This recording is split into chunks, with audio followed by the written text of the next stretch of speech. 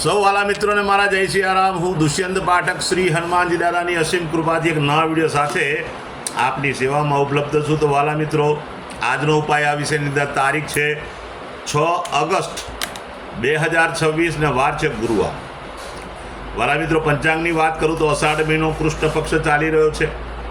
ભરણી નક્ષત્ર ગંડ યોગ છે।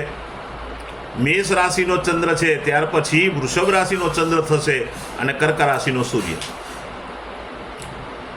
અશુભ સમયની વાત કરું તો યમઘંટ સવારે 6:01 થી 7:39 સુધી છે। રાહુકાળ બપોરે 2:11 થી 3:49 સુધી છે। આ બંને સમય અશુભ સમય છે। આ સમયની અંદર કોઈ પણ શુભ કાર્ય ન થાય, શુભ યાત્રાની શરૂઆત પણ ના કરાય। કોઈ પણ શુભ કાર્ય અથવા શુભ યાત્રાની શરૂઆત કરવા માટે કોઈ સારું ચોકડિયું, કોઈ સારું મુહૂર્ત લેવાનું, જેમાં ઉત્તમ અભિજીત મુહૂર્ત બપોરે 12:07 થી 12:59 સુધી છે। આ સમયની અંદર તમે કોઈ પણ શુભ કાર્ય અને શુભ યાત્રાની શરૂઆત કરી શકો। વાલા મિત્રો, આ હતું પંચાંગ। વાત કરીશું આજના ઉપાયની। તો આજના ઉપાયની અંદર વહેલી સવારે સ્નાન કરવા બેસો। નાવાના પાણીથી તમારું શરીર ભીનું કરી દેજો। ત્યાર પછી 50 ગ્રામ જેટલું દૂધ લેવાનું। આખા શરીર ઉપર દૂધને લગાડવાનું છે। માથાના વાળમાં નથી લગાડવાનું, પગના તળિયામાં નથી લગાડવાનું। બસ દૂધ લાગી જાય પછી ચોખ્ખા પાણીથી સ્નાન કરવાનું। ચોખ્ખું પાણી ઉમેરી પણ શકાય, સાબુ અને શેમ્પૂનો ઉપયોગ પણ કરી શકાય। ત્યાર પછી કપડાં પહેરી લેજો। હળદરનું તિલક કપાળમાં અને નાભી પર કરજો। 2 કાર્ય થઈ ગયા।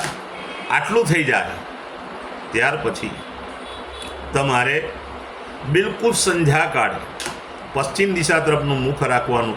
શ્રી હનુમાનજી દાદાને એક કાગભૂષણની રામાયણજીનો પાઠ અને એક હનુમાન ચાલીસાનો પાઠ દાદાને અર્પણ કરવાનો। રાત્રે સૂતા પહેલાં પોતાની પથારીમાં બેસવાનું, પલાઠી વાળવાની। ઓમ કૃષ્ણાય વાસુદેવાય હરએ પરમાત્મને પ્રણત ક્લેશનાશાય ગોવિંદાય નમો નમઃ આ મંત્ર યથાશક્તિ જપવાનો।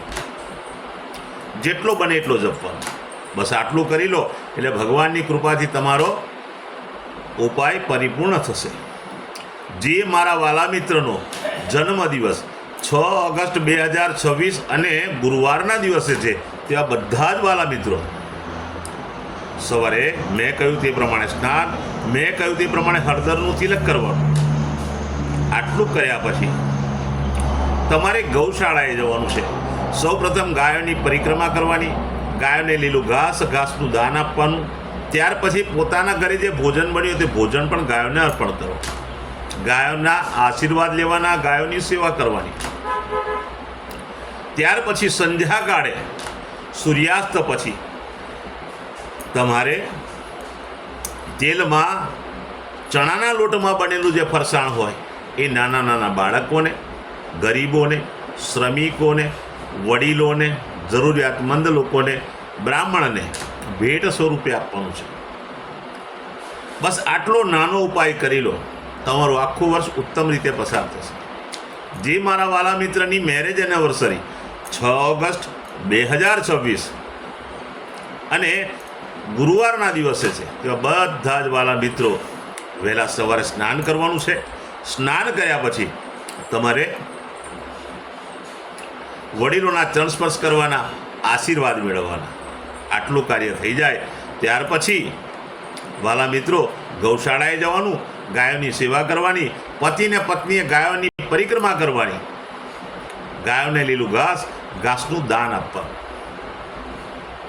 આટલું થઈ ગયા પછી તમારે કોઈ પણ વૃદ્ધાશ્રમમાં, કોઈ પણ અનાથ આશ્રમમાં, વિધવા આશ્રમની અંદર જરૂરિયાતમંદ લોકોને, શ્રમિકોને, ગરીબોને, બ્રાહ્મણોને, મંદિરે તમારે પૂર્ણ સીધાનું દાન કરવાનું છે। પૂર્ણ સીધું શાકભાજી સહિત, અથવા કોઈ પણ જરૂરિયાતમંદ વ્યક્તિને તમે જમાડી દેશો, ભોજન કરાવી દેશો તો પણ ઉત્તમ પરિણામ પ્રાપ્ત થશે। મારા બધા જ વિડીયો યુટ્યુબ પર હોય છે। મારી ચેનલનું નામ છે દુષ્યંત પાઠક। મારી ચેનલને સબસ્ક્રાઈબ કરજો અને બેલ આઇકન દબાવવાનું ભૂલતા નહીં। હું નિયમિત એક વિડીયો મૂકું છું.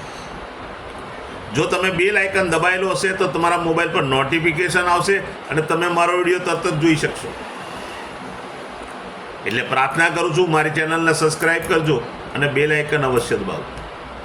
મારું ઇન્સ્ટાગ્રામ, મારું ફેસબુકનું પેજ, એનું નામ પણ દુષ્યંત પાઠક છે. મારા પેજને ફોલો કરજો, લાઈક કરજો અને પ્રાર્થના કરું છું કે મારા બધા વિડીયોને શેર કરજો. કારણ કોઈ સંઘર્ષમાં ફસાયેલા વ્યક્તિને તમે તમારા સોશિયલ મીડિયાના એકાઉન્ટ ઉપરથી મારો વિડીયો શેર કરશો તો એ વિડીયો જોઈને એ ઉપાય કરશે અને સંઘર્ષમાંથી બહાર આવશે. હું પ્રમાણિકતાથી રોજ એક વાત કરું છું કે મારો વિડીયો એકવાર જોવાથી કે એકવાર ઉપાય કરવાથી 24-48 કલાકમાં કોઈ પરિણામ નહીં આવે. કોઈ પ્રયત્ન ના કરતા. નિયમિત મારો વિડીયો જોશો અને નિયમિત ઉપાય કરશો તો હું ચોક્કસ વિશ્વાસ સાથે કહું છું કે એક સમય એવો આવશે કે ગ્રહો બેલેન્સ થઈ જશે અને તમારા જીવનમાંથી દુઃખ, પીડા, ચિંતા, ટેન્શન, સંઘર્ષ બધું દૂર થઈ જશે. તો નવા વિડીયોમાં ફરીથી મળીશું. આપ સૌને મારા જય જય સિયારામ.